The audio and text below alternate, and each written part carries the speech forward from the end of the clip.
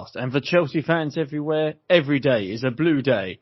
Also, welcome to our American subscribers across the pond. I am your host, a man with a face for podcasting, Keith Lawrence. On the show today, we will be reviewing the Southampton game from yesterday, plus we will be previewing the opening Champions League tie against Sevilla, discussing the £14.95 rip-off. Joining me today is my co-host. He is the Londoner living it large up north.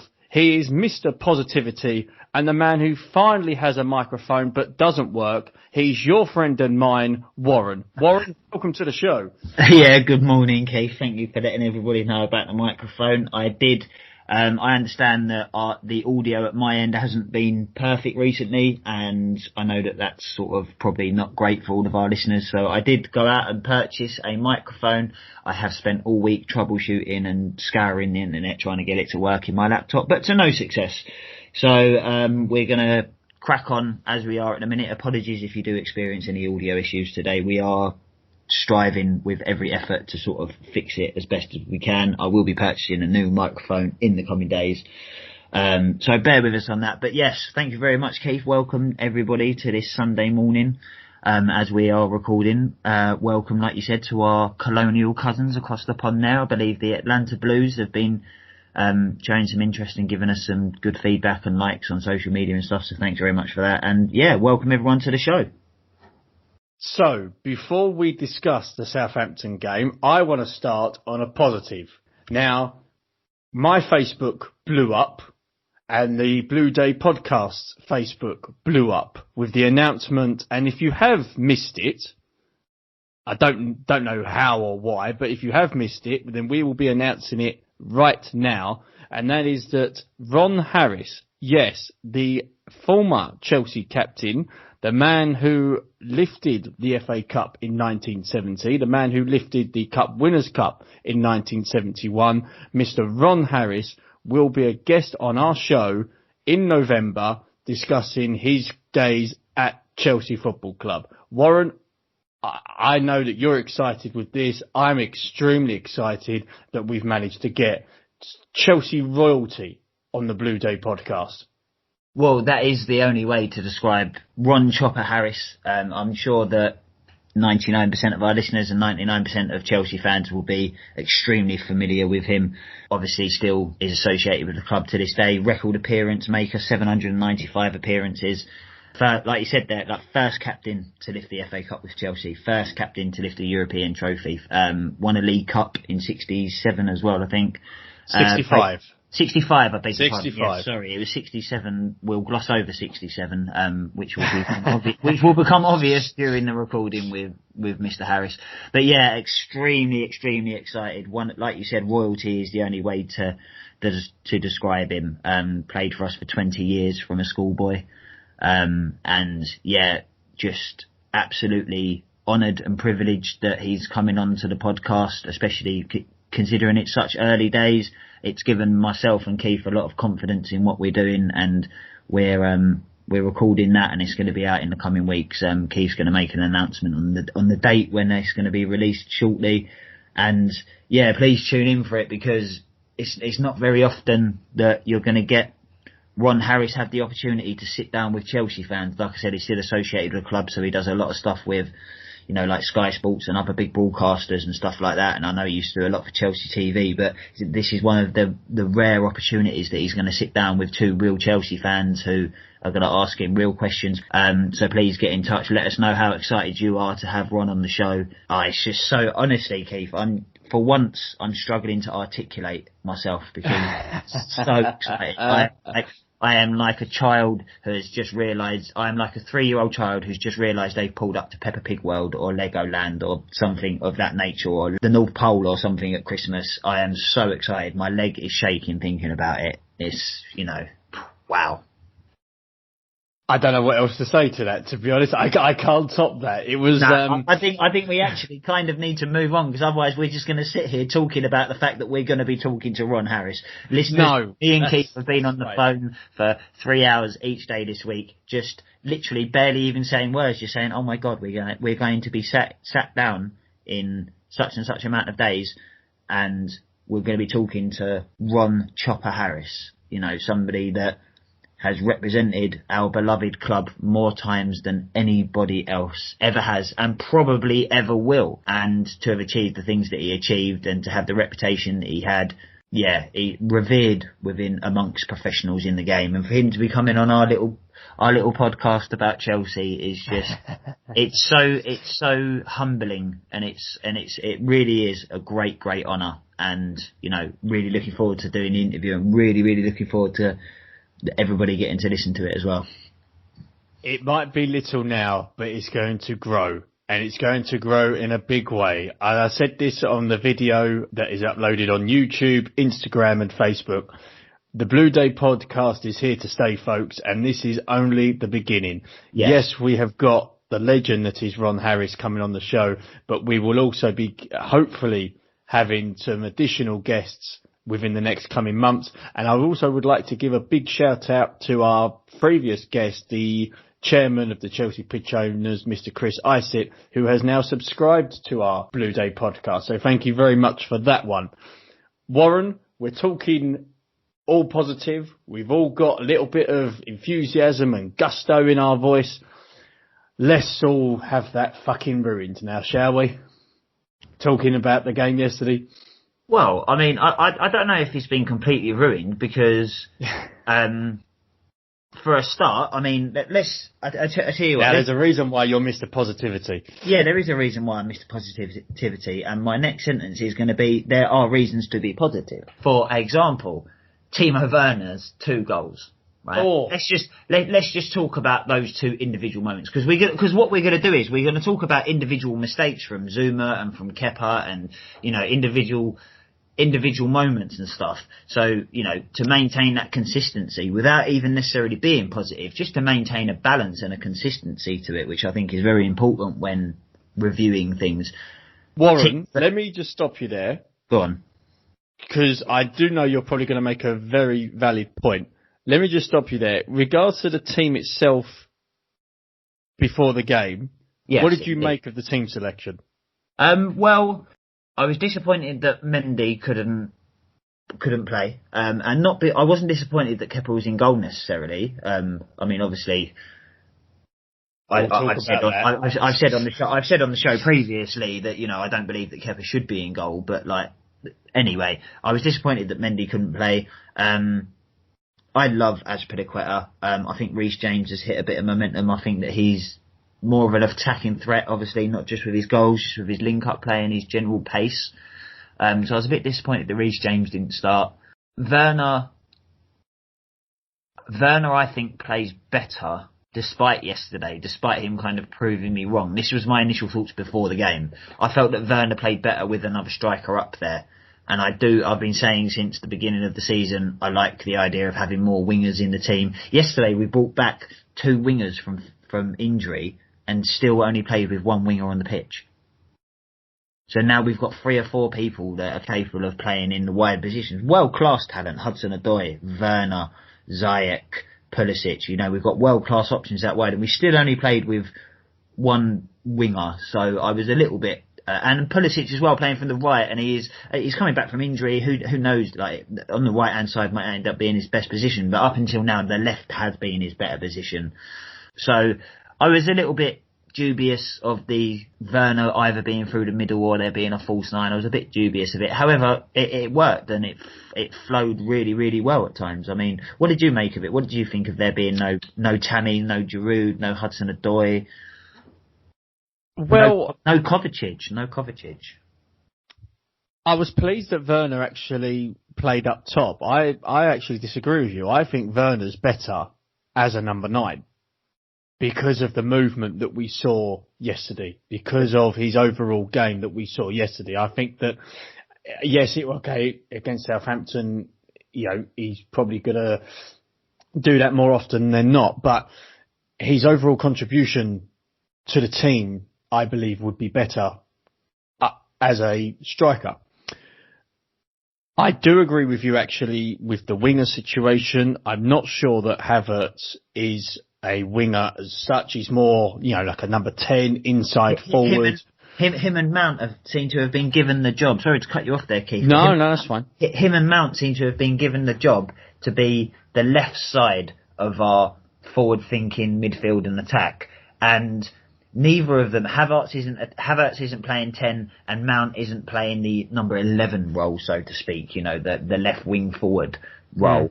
The space that has to be filled by those two positions is just being filled by the both of them. They're kind of just playing in areas of the pitch. Very rarely in the game yesterday could we play a crossfield ball from the right-hand side to the left-hand side unless it was to Ben Chilwell. There was never a Havertz or a Mount getting chalk on his boots out there. Yes. And I think that's where Hudson-Odoi could have stretched the game, because the Southampton fullbacks were able to tuck inside and cut off the middle of the pitch and force us out wide where we didn't necessarily have the numbers or the quality to beat a man out there, kind of thing. So I think we missed Hudson-Odoi yesterday, or a Pulisic down the left and somebody else out on the right, perhaps, which is why, even though Werner proved me wrong by being so brilliant through the middle, so he did prove me wrong, I still feel like I would rather have Werner contributing 85% of what he could contribute, and then a Tammy Abraham or a Hudson-Odoi also contributing that amount, than Werner contributing 100% and nobody else being the other player. If that makes some kind of sense. Okay. I think that Werner could contribute by himself 20 goals and 10 assists. I think that if he's playing with someone, another winger who's always there, or another striker, and I believe it should be another striker, I believe that, okay, so he'll only get 15 goals and 10 assists, but somebody else will get 15 goals that they wouldn't have got if Werner was playing up front. I think we can utilise Werner a bit better than just playing him through the middle. I think we have enough quality players around him to utilise him better. Well, it'll be interesting throughout the season where Werner plays, and also be interesting where Mount, Havertz, how they integrate, how they work well together. You know, I will discuss about the third goal later on, especially, but one thing I did want to pick out was I was surprised Christensen started. I know Thiago Silva apparently was jet lagged a little bit. He was a little bit tired from travelling. I completely understand that, but I will discuss it later on. But I was a bit disappointed that Tomori didn't play, considering his last game for us, he actually played quite well. Yeah. I'm always disappointed when, if Mount or Tammy or Tomori or James and, you know, a few of the other academy boys, I'm always disappointed when they don't play, because they are our academy players, and it's what we're trying to pride ourselves on and what we're trying to model ourselves on for the future, as well as bringing in top class players as well. So I'm always disappointed when they don't play. I didn't look at it and think, why is Christiansen playing and Tomori not? I was more surprised that Rudiger didn't come back in. With Silva not being match fit or being jet lagged or whatever, I was surprised that this wasn't when Rudiger came in. Because it seems like every single player, from Emerson to Barkley, I mean, people that have left the club have been given their opportunity before Rudiger. I can't see, we will discuss it in a minute, but I can't see Rudiger playing again for the club. I wish I could say the same for Kepa, but that's not going to happen. But let's start again. We have to look on the positive side of it, because that's what you said at the top of the show. Yeah. We were 2-0 up. And when the first half... Werner's goals, man. That dummy, right? That dummy. And let's throw this back, and maybe this is something that actually, in fact, do you know what, Keith? We're going to arrange this straight after we've recorded this podcast, so on the Sunday afternoon, viewers, listeners, by the time you've listened to this, you probably would have seen it on the YouTube. Get yourself over to the YouTube channel, The Blue Day Podcast. That turn from Werner was a throwback to when Eden Hazard absolutely dropped Chris Smalling in a match at Stamford Bridge, Chelsea Man United, and the ball was played into him in a similar position but on the other side, and Hazard, instead of dummying it, he flicked it with the inside of his foot, and Chris Smalling was still running towards the halfway line when Hazard was running towards goal. Like, he absolutely dropped him on the halfway line. I'm going to find that. We're going to upload that today. But Werner's first goal, the turn and then the composure, kind of felt like, why have you not hit it? But, he took 3 or 4 little touches in such a small space and kept the ball on the end of a string. It was fantastic. And then the second goal, that touch that he took over the goalkeeper with the goalkeeper right there and players around him, that touch was so perfect. You could not have imagined taking a more perfectly weighted touch with the height and the pace and everything that was on the ball. 2 absolutely fantastic goals. And then a lovely assist for the third goal as well. And it was lovely seeing Kai Havertz getting his first Premier League goal. So I thought the third goal, I mean, I can't say anything different to what you've just said about the 2 goals. You know, they were just utter superb. The third goal, and I love this word to describe stuff, it was exquisite. Yeah. And especially at the time when we just conceded the second goal, which we will discuss in a minute, but to come back from that atrocity of a goal that we conceded to then score something like that, for me, it was a work of art from, 2 players, Werner and Havertz, who are new to this league. Let's not forget that. They are new to this league, but the style, the flair, the finesse, everything just rolled into one. It was, for me, it was just a perfect goal. People talk about, walking into the net and, just not smashing it from 30 yards. That's why teams do the tiki-taka, passing it 1,000 times towards goal. That's why they do it, for goals like that. Well, yeah, exactly. And talking about the build-up to the goals, the one, I mean, as you know, Keith, I usually make several notes and stuff, and then I sort of draft it out and bullet point it. The biggest bullet point on my notes, and the person I wrote about the most, was Jorginho. Right, now let's talk about an individual moment, and let's talk about that pass for Werner's goal. Because as brilliant as Werner's goal was, Jorginho's pass was every bit as well class, right? Yes. And he's done it before. He done it for Tammy against Watford and Southampton last season. It's a lovely little blind. It's how Southampton's second goal came about, actually. But all game, Jorginho was just sheer class. I mean, I know I go on about him. I know that he's got his critics and stuff, and I know that there's probably gonna be people, our listeners now, that are listening saying, "Oh, you go on about Jorginho so much and blah blah blah," and but he was yesterday just absolutely top class. He really was. He was on the ball all the time. He was transitioning the game. He was beating the press. He was finding the right pass. He was controlling the pace of the game for long periods of the game. Southampton came more and more into the game at different stages and stuff, but Jorginho yesterday was man of the match for me, despite how brilliant, and Werner was absolutely brilliant. Mount, again, he didn't seem necessarily like really involved, but everything was good about Chelsea. Mason Mount had a part to play in it somewhere, and he worked really hard. Kante covered the distance well. He kept the press high when we had Southampton pinned back. Rather than him just sitting deep, he kept the press high and left Jorginho in there as a quarterback. I think all round it was a pretty good performance. There was, Southampton scored a nice first goal. Kante got caught in possession a little bit, but it was good press from Southampton, and it was Kai Havertz that lost the ball, wasn't it? Was it Havertz that lost the ball? Yeah, it was Havertz that lost the ball. Yeah. The thing that I would like to mention with Southampton's first goal, and this is to do with our defence. Now, I wouldn't say at 2-0, leading up to half-time, we actually looked comfortable. I thought Southampton looked, when they were doing that... They looked like if they got their next goal, they was in the game. Yes. Yeah. But Havertz had his back towards their goal. So he had the ball under control. Why didn't... Now, this is basic rules of football. I'm not sure somebody gave him a call to say man on.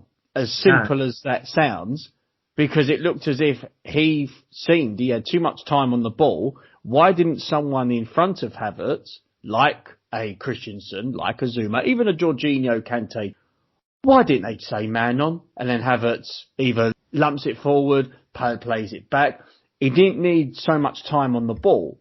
So I would say yes, Havertz lost possession. I wouldn't say it was his fault entirely. I would say that was more of a defensive error from our point. No, I don't know. I think once Southampton have won the ball there, the mistake is Havertz losing the ball. I think once the mistake's been made, there's not really a lot the defence can do. I think they're caught out of position and out of shape because of Havertz. But it could have been avoided if somebody gave him the call. Well, the when thing he is, had the ball. I suppose the thing is with that is, the first thing that came to mind when you was talking about that is, yeah, absolutely. And again, that shows how much we miss the fans, because he would have had 40,000 people screaming "man on."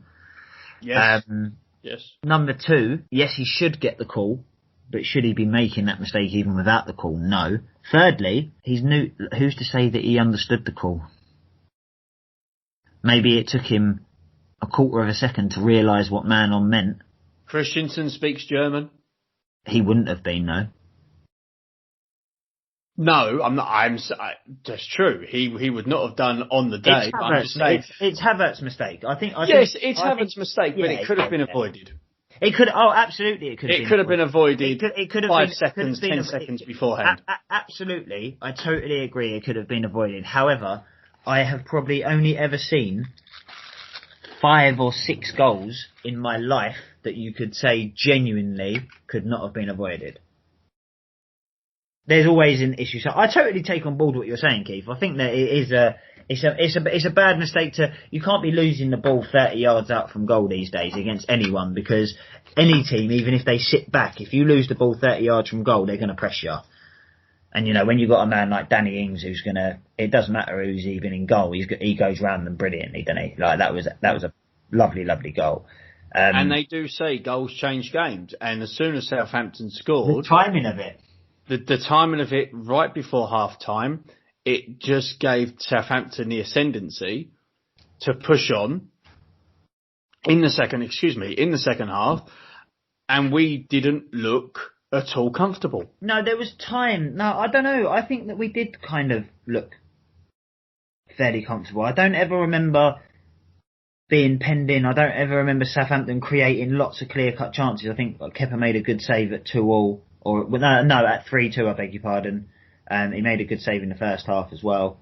They didn't create loads and loads of clear-cut chances. A lot of shots were blocked and stuff, but I didn't feel like it wasn't like West Brom when they looked like they was going to score every single time they had a shot. It wasn't like Liverpool that dominated the possession against us. Well, this is what I saw. I saw from the second half, yes, although we were in front, and then Southampton scores a Benny Hill goal of the season from our point. Yeah. Our passing was dire in the second half. Nobody was shown for it. There was not, and I have to give credit to Southampton here. They cut out the space that we had a lot of in the first half when it came to them. I still think that Jorginho dictated the pace for long periods of the second half, though. That's why I kind of felt that even at 2-1 and at 2-2, and obviously we scored the third straight away, so it wasn't 2-2 for very long. But for long periods of the game, I just felt Jorginho was dictating the pace, and we wasn't getting caught in behind. Southampton weren't getting lots of crosses into the box. They didn't win lots of corners. I can only really remember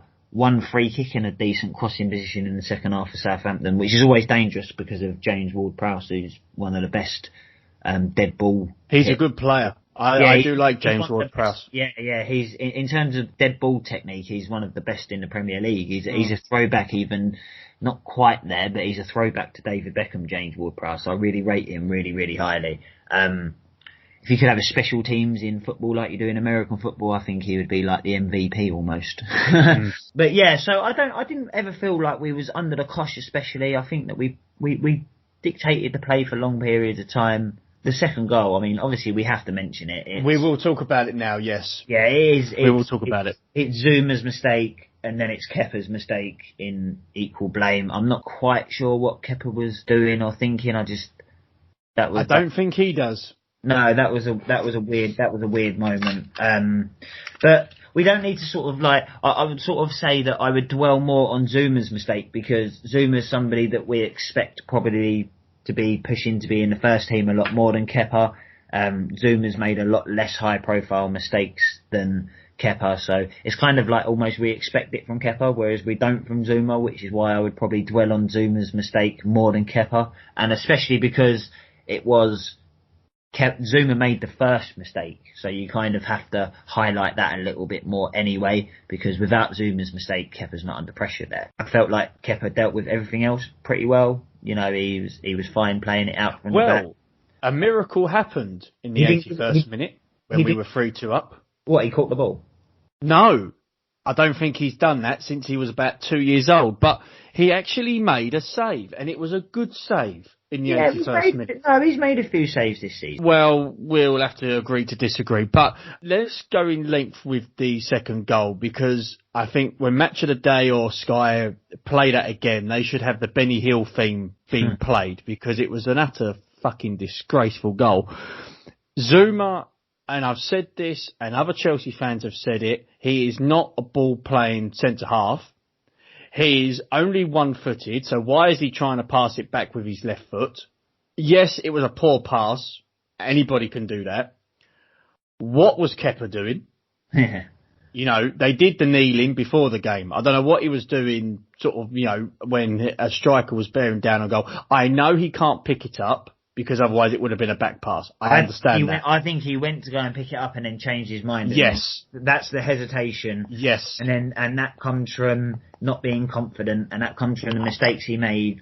And that also, and that's partly that, and then partly being left out to dry a little bit we've discussed that we think that Chelsea and the manager and the players themselves have a little bit of responsibility towards that.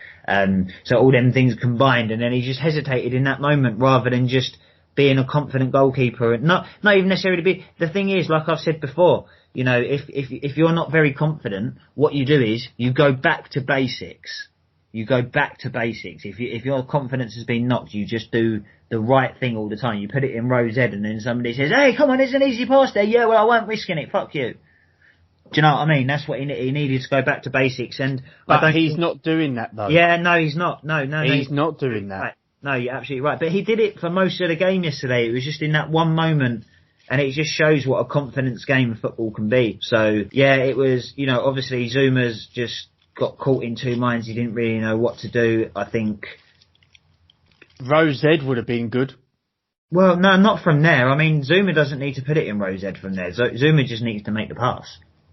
If he puts it in row Z, they don't score. It's as simple as that. But in that position, Zuma wasn't under particular pressure. There's no need for Zuma, a professional footballer in this day and age, who plays for Chelsea, who tries to play the football that they play, fantastic ball playing defender or not. He's a professional footballer. In that situation, he needs to be able to either make that pass or be able to control it or read it better or get himself. The thing is, he needs to get himself in a better position to make the pass. He needs to read it a little bit better and be a little bit more patient with it. Because it wasn't like somebody was about to nick the ball away from him. It wasn't like he had a millisecond to make contact with the ball. He had a yard or two of space, you know. He's a big guy, you know. Well, there was a striker pressing down on him, but I wouldn't say that there was massive pressure on him. No, there wasn't. As you say, it doesn't need go to back to basics. It doesn't need to go to rate. Yeah, but for me, basics there. For me, I totally appreciate what you're saying, Keith. I think that row Z is an option that is not used when it should be used a lot of the time. I 100% agree with that, totally. But my point there is that going back to basics there is Zuma just making sure that he gets the pass back to Kepa. I don't think the basic there is as extreme as putting it in row Z. I think that's really counterproductive to the football that we want to play. So I think that basics there is getting the pass back to Kepa. Because there's only one striker there, so if he gets the pass back to Kepa and then the striker either follows the ball, which means Zuma only has to move a couple of yards to his right so that Kepa can just play it straight back to him comfortably and without risk, or the striker stays with the defender, in which case Kepa's got time for a touch. I think that's the basics there. I think when it comes to Premier League football, basic has to be a higher standard to start with than putting it into row Z. Do you know what I mean, Keith? I see your point. But at the end of the day, basics can win you football matches, and we did not win the match yesterday because of mistakes.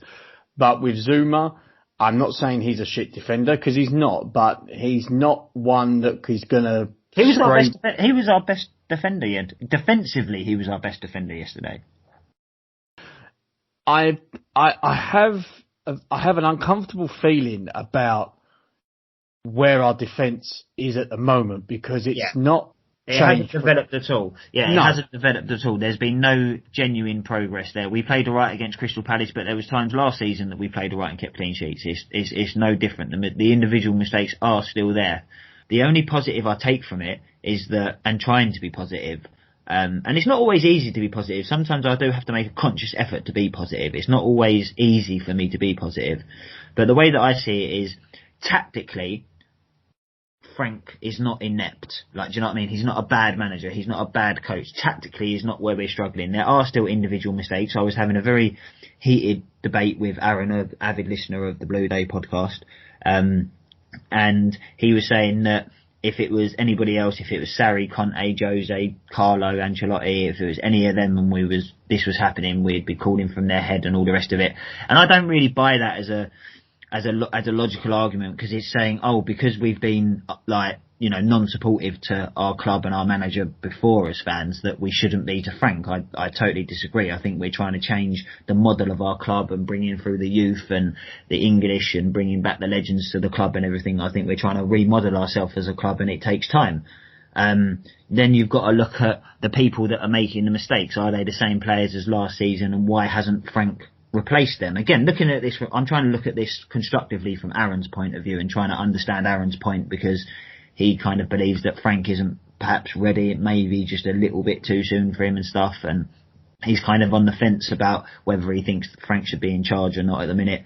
And so constructively trying to look at it from Aaron's point of view, a lot of players are the same players that are making the same mistakes as last season. Emerson, Alonso, Zuma, Christiansen, Kepa.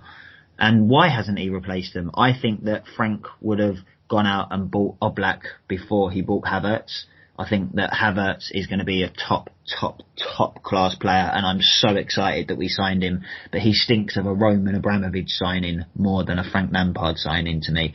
I think Frank Lampard would have rather have gone out and bought a younger top class centre back and Oblak or someone like that before he bought Havertz. And then I still think we would have bought Werner for the money that we got him for. Maybe we wouldn't have got Havertz this summer, and we would have, Kovacic and a few other players might have played a bit more, and Mount might have played more inside, and we might have played with more wingers and stuff. But so maybe the personnel isn't completely Frank's fault, which is why I can find positives in the fact that tactically did you see the movement, especially in the first half? There was a few times that down the left-hand side in particular, Mount and Havertz and Werner and Chilwell were just linking and moving around. It looked like a training exercise when they was like 3, 2, 1, move, 3, 2, 1, move, 3, like when they're going around the cones and just passing the ball in little triangles. It was absolutely brilliant to watch.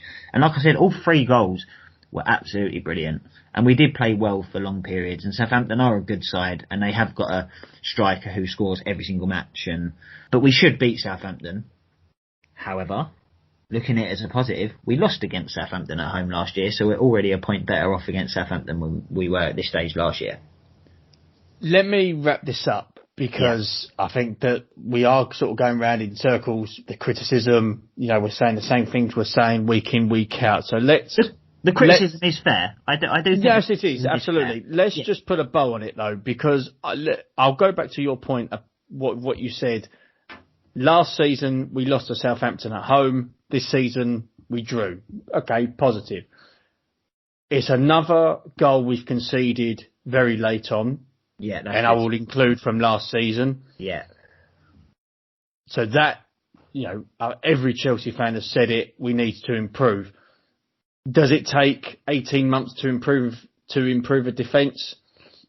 Very questionable. I think that's for another show. Has he had 18 months? Because he couldn't sign anybody for the first year. Well, there is coaching. Yeah, there's only an amount of coaching. Well, coaching, put it this way, you can't make chicken salad out of chicken shit. No, exactly. And one positive, and we have actually not mentioned him, Ziyech, who came on. Yes, very pleased. Great to see him on the field. Looks a little bit lightweight for me, but at the moment, he's still not match fit, because I found out actually he hasn't played football since March. Yeah, that's right. Yeah. So it's a long time, and also considering he was injured as well, it's a long time to be out. So I think Chelsea fans need to be patient with his progress this season, especially. Yeah, it was a real positive. Sorry to cut you off there, Keith, but he took two corners yesterday. One that he kicked the floor with, and it went straight to the player at the near post. But then the second one, he whipped in a ball, and I think we had a headed chance from it. Perhaps I think maybe Havertz headed it over the bar, sort of towards the back post. But the technique and the way that he drilled this ball over, and the way that it curved in the air, my God, can that man hit a ball? That was exciting to see the way that he drilled the corner over with such the precision in which he whipped this ball over, and it was perfect delivery. People like Zuma coming in on them are going to be an enjoy, and Tammy and Giroud and Christiansen, and they're going to enjoy running in on them this season. I think this season's already proved that there's going to be some bonkers results. Yeah. And yesterday proved that. So I know a lot of people are a bit down about Frank and the boys after yesterday, but let's move forward. Let's not be too disheartened. We're no worse than Tottenham, Arsenal, Man United or Liverpool, really. Given the fact that Liverpool at this stage of the season had won 5 or 6 games in a row, they'd won them all 4-1, 5-0, 3-0, 4-1. They've lost 7-2, drawn 2-2, conceded 3 against Leeds. Do you know what I mean? Conceding late goals. Aaron's the one who's pointed it out to me a lot since the beginning of the season, that expect some crazy results. And every time a crazy result comes in, he's like, see, look, I called it. And he's been saying it all the time about the crazy results. And that's got to be factored into the Chelsea are suffering from that as well with regards to the crazy results and stuff. So that has to be a factor, not a huge factor, but it has to be a factor as well. Because if it's a factor for other teams, it's a factor for us as well, because we're under the same conditions. Agreed. Finally, we have actually agreed on something. I know. Should we just end it there? Should we just leave? I think we should. Thanks very much. Have a blue day.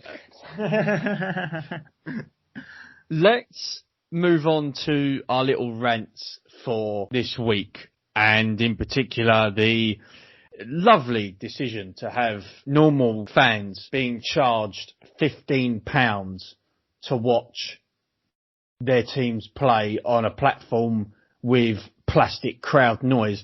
Here at the Blue Day podcast, we were discussing last week, and in fact during the week, whether or not we would pay the $14.95 to watch Chelsea Southampton. Warren, would you like to tell the listeners if you did or not? I did not. I streamed the game. Good. Okay. I streamed the game only after much difficulty in collaboration with me on the phone. Much difficulty. If you, like me, was trying to find a streaming site that either did not want your credit card details or in fact was having pop-ups of certain images, then it took me about half an hour to find a suitable streaming site. And because of regulations, I will not actually disclose the site, just in case. However, the one thing that we are allowed to do, listeners, for people that pay close attention to copyright and sharing laws, the one thing that we are allowed to do, despite not being able to mention it on the show, is leave a link for it on the Facebook page. So in the future, if you are stuck for it on match days, we will leave the link on Facebook because we are allowed to do that. Yes, we are. Yes. So when it comes to the Chelsea-Burnley game, which I believe is at the end of October, yes, we will upload the link on our Facebook page for you. By all means, click on it and hopefully you'll get the same pleasure that I did through that particular streaming site, and I would like to give a shout out to Matt B, who told me about the particular site. I do appreciate it. So I missed the first goal. I just managed as soon as I logged on, pressed play, I saw the second goal. So I was delighted with that. And then it all went tits up from there. But Warren, let's just sort of discuss a little bit about this $14.95 rip-off that, whether for fans are charging or whatever. I mean, I laughed when I was actually watching the Merseyside derby a little bit yesterday because they were promoting the Sheffield United game for today. That made me laugh. I was sat there with my missus, who's not massively interested in football, and I was like, look, have you seen this? Look, at the moment, right, can you believe this, right? During the Merseyside derby, and this is exactly how I was speaking, like, completely flabbergasted. I was like, look, Chelsea Southampton 14.95, and then 20 hours later, Sheffield United v Fulham 14.95, and I was like, £30 for two, like, seriously, like, what the fuck? I mean, I think that we covered it quite well last week. I think we sort of expressed the feelings of a lot of people last week. And I know that a few people have been commenting on the social media stuff, and like, so thanks very much for that, sort of like agreeing with our sentiments and what we said about it. But it's just... Well, I got an email from Joe in regards to this issue. And Joe, thank you very much for emailing the Blue Day podcast at gmail.com. And for those people, because funny enough, I have actually had comments on social media to say, oh, you're not going to read out certain people's emails because of foul language and everything. You want to send an email that's got loads of foul language. Hell, if it's related to Chelsea, we'll air it. Listen, if someone's a cunt, they're a cunt. Well, we discussed that, who played for us between the sticks yesterday, but Joe emailed us at the Blue Day podcast at gmail.com. He said, hi guys, completely agree with what you gentlemen said about having to pay $14.95 to watch one Chelsea game. It cost me nearly £10 less to watch us play Bate Borisov in the Europa League on a junior ticket a few years ago. So don't see how they can justify that price to watch one game on TV. I don't see why the Premier League can't follow what other sports top leagues have done, such as the NFL, the NBA, and create a streaming service similar to Netflix, where you pay monthly to watch every game live and can rewatch previous games instead. Well, firstly, thank you very much for your email, Joe. I think that, you know, the idea of a streaming service is one that has been put forward before, and is something that I would totally support. I totally agree with what you said, Joe. The reason it can't happen is because the only reason they're allowed to show 3 o'clock games at the moment is because of the pandemic and because fans can't go to the games. So the idea was they was trying to make it fairer by making all the games available for us to watch, which then that they've obviously then turned into corporate greed. But originally the idea was, you know, they're going to allow broadcasters to broadcast games that they wouldn't normally be allowed to broadcast. So the idea of a streaming service, the reason it wouldn't work is because the 3 p.m. games on a Saturday afternoon are protected as to not be able to be under the control of corporate greed kind of thing, which they've now got control of temporarily during the pandemic. But if you was to have a monthly streaming service like you suggested with all the games live, it would have to include the 3 o'clock games, which, you know, the Premier League isn't prepared to do, only whilst fans aren't allowed in the stadium. So that's the stumbling block with that. Whether or not that should be the case or not is for, you know, other people to discuss and to debate and to, you know, present us with the facts and whether it would work or not. But that's the reason it can't happen, because the 3 p.m. games on a Saturday are protected, so they wouldn't be able to show all of them. It would be pretty easy to set up a temporary thing. We discussed last week, Keith, that if they was going to charge £15 or £20 and we was going to get every 3 p.m. kickoff for the whole month, and there was going to be 4 or 5 of them, which it would obviously, that is essentially what Joe's saying there, you know, a subscription type service on a temporary basis, then maybe that's something I would look into, because I do enjoy watching all football matches. I don't just watch Chelsea. I do watch a lot of non-league football and championship football and football from other leagues, the Bundesliga and La Liga in particular, I particularly like.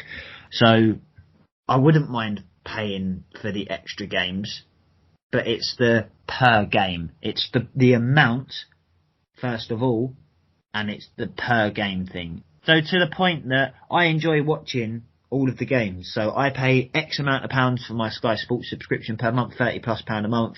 I get quite a good deal on my BT, but I pay about a tenner a month for that. So I've already paid £40, and then they want me to pay £30 in a single day. In a single day, an extra £30. They want me to double my subscription almost per month for a single day. And then the next day, there's 2 more. And then the next day, there's another one. And then 3 days later, and then 2 days later is the Champions League. And I would have had to have paid for my BT subscription to watch that. But it's Warren, Yes. No, you're making some valid points, but in regards to this pay-per-view debacle, do you remember a few years ago where Sky Sports decided to launch a channel called Prem Plus? Yes. Right. Now, I've done a bit of research on this, and I've got it up, and bearing in mind it's the same sport, Yes. same rules, same amount of players on the pitch, right? Prem Plus started back in 2001. The first game that was televised was Chelsea versus Newcastle at home, right? Right. It went on for a number of seasons. It was a one-game subscription that you could have, or you could have a season ticket for that channel. That's right, yeah, I remember. Right? That. Do you remember how much it was, the Prem Plus? I don't. £7 per game. And that was 20 years ago. We're talking 2001 to 2006.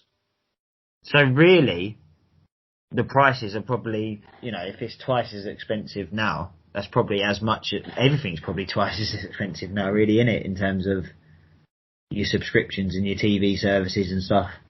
The season ticket actually cost £75 for the whole season. So if you wanted to watch every game on that Prem Plus channel, it would have cost you £75. And we are talking, again, early noughties. So yes, £75. I suppose that's the thing is, I suppose that's kind of like what BT Sports is now, isn't it? BT Sports has kind of got the games that Prem Plus would have had. Plus a few more now, because obviously they've got the Champions League and Europa League as well, FA Cup and stuff, but it's kind of what BT Sports is now. But now there's just an extra one. This is the thing. Even though there was an extra Prem Plus back then, there wasn't the BT Sports and the competing rival channels with the other that you're paying for anyway. Now that we have them, we've now got Prem Plus as a mainstay as BT Sports. Sky are still doing their thing, and then now they've both bought out a box office. Which is more money for people to fork out. Half a month subscription. And do you know what pissed me off more than anything? The two games on box office yesterday were actually really good games. Like there was what was it? So there was 11 goals. And there was obviously lots of goals and lots of mistakes and VAR moments and this and that and penalties and penalty misses and all the rest of it. There was two fantastic games. I almost wish they was both boring 0-0 games just so that we could say fucking 15 quid for two 0-0 games. It's just annoying that there was 11 goals. But, because they were two really, really good games. But, I just can't get over it, Keith. Honestly, I just keep going back to the same sentence, £15 per game. Well, the thing that threw me about the Prem Plus when I was doing my research for this, do you know why Prem Plus actually failed, got cancelled? Was it something to do with politics, Well, it was more to do with the fact that there was a monopoly on the matches. So Sky was, in essence, broadcasting every single match. Hence why my analogy of Prem Plus being BT Sports is absolutely correct. But Prem Plus, the reason why Prem Plus failed to live up to the expectations that Sky had at the time, and this is the research I got, and I quote, as few British football fans were willing to pay for individual matches on top of paying a monthly subscription for the other matches. Let that sink in. Yeah, but the demand for the English game amongst the public now is so much greater than it was even 13 years ago with because it's such a global brand now and because so many more people are getting interested in it because other people are interested in it rather than just because of their parents or because of their family or whatever. There's a new influx of fans so that they know that people are going to pay. I know people that paid for it yesterday. I mean, bent the current lockdown tiered rules and stuff, but I know the people that got together in groups of 2 or 3 and sort of contributed £5 each to do it, which is something that me and Keith and indeed me and 1 or 2 of the listeners on the Blue Day podcast were discussing between ourselves during the week whether we would maybe pay for it between 2 of us. But then I found out that if you order a box office event, you can log into 2 devices in your own home. But for example, if I was to pay for it my end and me and Keith were to go halves on it because we're in different households, we wouldn't both be able to watch it anyway. So it's literally £15 per household. So you could have 10 houses in a row watching it. and it would cost £150 rather than them people being able to watch it together. No, very, very few pubs. I don't know of any pubs anywhere in the country. Nobody I knew could find a pub that was going to pay it, because obviously it costs so much more in a pub. Depending on the capacity of the pub, it can cost 20 times the price to have box office in a pub. And it's just absolutely ridiculous. It's just, I can't get over it. I just can't get over the corporate greed and the laughing in our faces, and it annoys me. Do you know what? It annoys me that some people can afford it and that they've paid it just out of convenience, because, and good luck to them, because, you know, they're in a position where they can afford it. I'm not having to go at them, but it annoys me that Sky and BT are getting their money when they don't deserve it, just because people can afford it. And that's what's ridiculous about it. It's like, you know, Sainsbury's can't charge a millionaire more for a bottle of Coke than they can the average person on minimum wage, but Sky Sports can somehow. Let's wrap this up, because there is something I would like to mention as well that somebody contacted me on Instagram, actually. There is a petition going about, and if you have seen it online, then please sign up for it, because I certainly have. I will be uploading it on as part of the Blue Day podcast. There is a petition going to try and boycott the matches that are on subscription on the box office. So I will be uploading that on the Facebook site and on Instagram. Neil, thank you very much for sending that my way. But hopefully the government will see sense. Hopefully the Premier League, if they have any, will see sense in not charging us, especially in the lead up towards Christmas as well, because I'm not being funny, that £15 can go a long way with buying presents and thinking about loved ones over their football. Absolutely. Do you know what, listeners? Keith, that's a very, very good point, and I'd like to echo that sentiment as well, that, you know, we all love Chelsea, we all love football, and we all love watching every match and supporting our club as best as we can and watching it live. It makes us feel closer and more bonded in passion to the club. I totally get it. But my strong advice to you, for the benefit of people that can't afford it and the benefit of football itself moving forward, is, you know, please don't pay for it. You know, if you have to listen to it on the radio and watch it on Match of the Day a couple of times this season rather than pay the box office, you know, because don't let these corporate giants laugh in the face of us anymore. And, you know, this isn't a political thing. I'm not turning this into a political thing about any particular organisation or anything. I'm just talking about it from the perspective of us fans who are being priced out of the game. I mean, we've been contacted on Facebook before by people that can't go to the games anymore because they're priced out of it, and that's why Chelsea in the Premier League run the cheap away ticket scheme, which is £30 for every single game. I mean, I could have gone to any stadium in the Premier League, for the price that they would have charged me to watch Chelsea, Southampton, Sheffield United, Fulham on my own at home.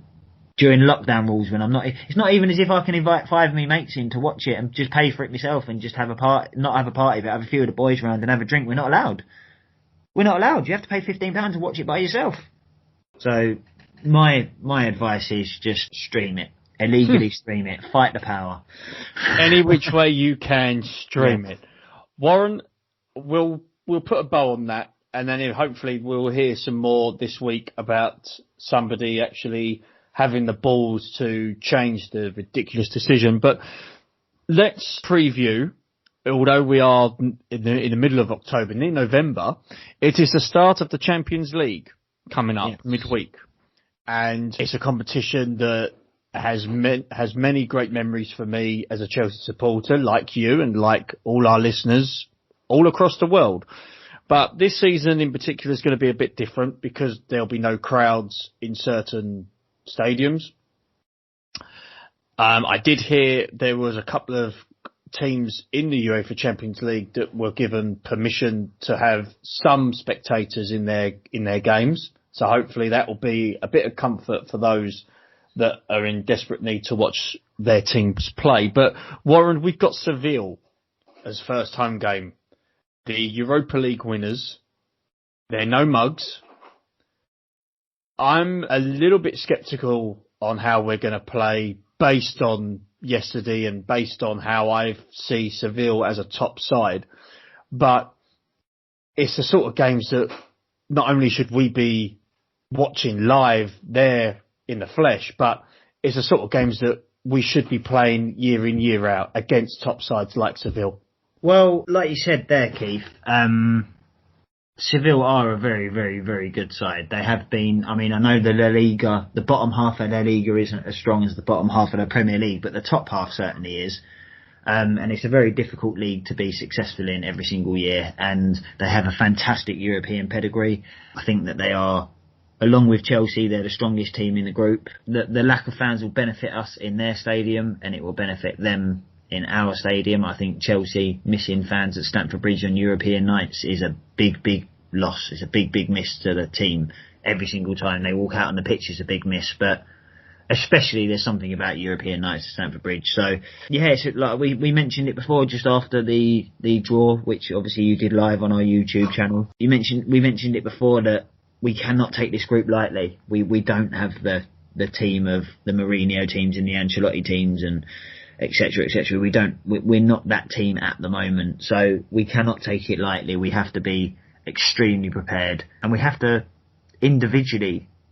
We must perform better in those key moments in games, and I think that's going to be the difference between whether we're successful or not in the Champions League this year, and how we gauge how we've done is them key moments that so far we've failed every single time. You know, the goal against Brighton, the Christensen red card against Liverpool, the penalty shootout against Tottenham and the Emerson mistake, the goals against West Brom, certainly 2 of the goals against Southampton. It's them individual moments that have to be crushed. They have to stop. They absolutely have to stop, because if we think we're getting found out in the Premier League against Southampton and Brighton, Seville will tear us a new arsehole. Especially if we have a certain player as goalie. Well, I think Mendy's, I don't know, there hasn't been a lot of reports on Mendy, really. I mean, we kind of know what's going on, but we kind of don't at the same time. So it'll be interesting to see what happens there. Well, there's no need to speculate. We're not TalkSport. We don't make our money by speculating. We like to give out the facts. But Warren, you talk about how bonkers our Premier League is. Did you see the results from La Liga last night? And with this does actually relate to Seville. Yeah. So Real Madrid and Barcelona both lost, didn't they? Yes, and Seville lost as well to Granada. Yeah, so Granada, Cadiz and Getafe beat them, didn't they? Yes. They're three of the bigger clubs, yeah. Looking at Seville going forward, I think Thiago Silva will start, definitely. Yeah. Over Christensen. It'll be good to see Chilwell in the Champions League, see how he gets on against the very best from Europe. That'll be interesting. Seeing Werner and Havertz, how they integrate with each other, with Mount. And I actually do... I'll be interested to see if Kovacic comes back in. I don't think he will. I think Kovacic will come back against Man United. Yeah, I think Kovacic will come back against Man United and Jorginho will go out of the team. Even though I don't want him to, I think that's what happened. But I think he will start with Jorginho and Kante against Seville. But it'll be interesting to see. I don't mind who he brings in. Again, without sort of over speculating on it too much. I just think that I saw enough there from Kante and Jorginho. I think that's what Frank will be thinking. But if Kovacic comes back in, I will not be disappointed at all. Kovacic is a fine player. So I'll be disappointed if Mendy doesn't play because he's injured again. But I won't be disappointed whoever comes in, whether it's Tammy or Giroud and Werner and Havertz, Pulisic, Odoi, Ziyech, whoever plays. I'm going to be really excited about. I'm really, really looking forward to that game. I think we can get. I'm looking forward to it. Yes, I'm looking forward to a big result. I think we can get a big result. I think a win would help everybody out with the confidence. It would probably give Lampard a bit of a sigh of relief as well, and it'll actually put a marker on the group. Yeah. As well, to beat a side like Seville psychologically, that will help the young players, especially going forward, being in the Champions League. But the time we have a fully fit squad cannot fucking come soon enough, in my opinion. And let's hope by the time we do get a fully fit squad, with no injuries, no suspensions, then we will see the real Frank Lampard's Chelsea. Yeah, and I think it's already most of the way there. I think it is literally almost all the way there. It's just them little individual moments that Aaron was saying were unacceptable, and they are unacceptable. And he's sort of trying to portion some of the blame to Frank, and I can see where he's coming from, but I don't necessarily agree. Well, time will tell with Frank whether it's more stubbornness or whether he has got a plan in place. But I'm hoping it's not going to be the situation where people will think he's lost the plot.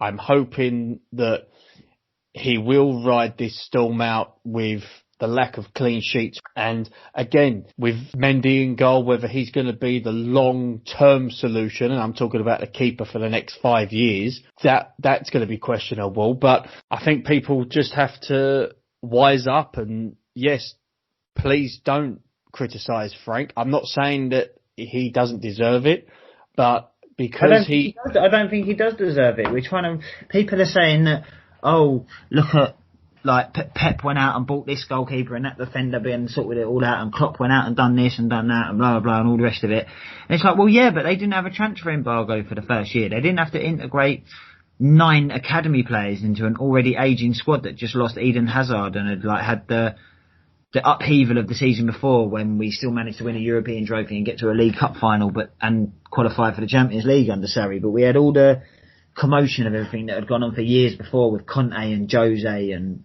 Andreas Villas-Boas and Di Matteo, and just to mention a few, and then obviously Sarri. He had all that upheaval, and then the transfer ban, then all these academy players. He hasn't had a year and a bit. He's literally like he's starting from now.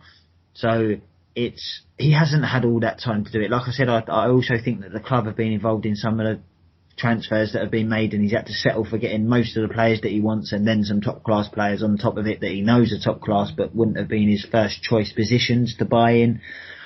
So I think that there's so much more going on than people are giving Frank credit for. And to say that Klopp and Guardiola went out and bought these players, yeah, but Guardiola didn't win the league in his first year. It took Klopp 4 years or whatever it was, 4 or 5 years. He lost. Well, I was just about to say that. He lost several finals. Yeah, he lost several finals. It took Ferguson 6 years to win a league, 6, 7 years, whatever it was, to win a league. I mean, I know Wenger come in quite quick, and Mourinho come in quick, and Ancelotti and Conte. Yeah, so we've been spoilt with success, but that was under a club. That was a club that. The model of the club was different. It was get everybody now and worry about tomorrow then. Now we're building for the future and stuff like that. So it's a completely different process that we're going through, and to expect immediate results from everybody straight away and then to blame them like it's their fault when it doesn't happen immediately, I just think is overly harsh. I can understand it, and I can understand the criticism. And you must be critical. Even when you win, you must be critical of little mistakes and strive for perfection all the time. You must do that, and you must always move forward in football, otherwise people will overtake you. I totally agree. And again, I keep saying it, I can understand the criticism. But to be calling for his head and to be questioning his place at the club, and like Frank and the teams and things like that, I just think it's totally uncalled for. It's not what we want to be about. Chelsea are... We're not Arsenal. No, exactly. We're not Arsenal. No, and that's exactly my point. No, we're not. We're not Arsenal. And other teams are not doing brilliantly either. It's been a mental start to the season for so many reasons. The results are just insanity. It's just crazy what's going on. So much can be put down to so many other things, and I just think that we need to be, even if we're not overly positive like I am, can we please be supportive? You can be critical, of course you can, but be supportive. And I know it's hard sat at home and not being able to go to the game and let your frustration out. I know that social media is flooded with negativity and so much shit that it sort of clouds people's judgment of things. But just always remember, the most important thing is just to support your club, because that is our role. It's Jorginho's role is to play the way that he plays, and Werner's role is to get the goals and to get the assists like he done. Our role is to support the team, and we must do that.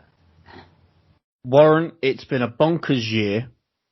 It's going to be a bonkers season. Yeah. Should we just try and enjoy it as much as possible?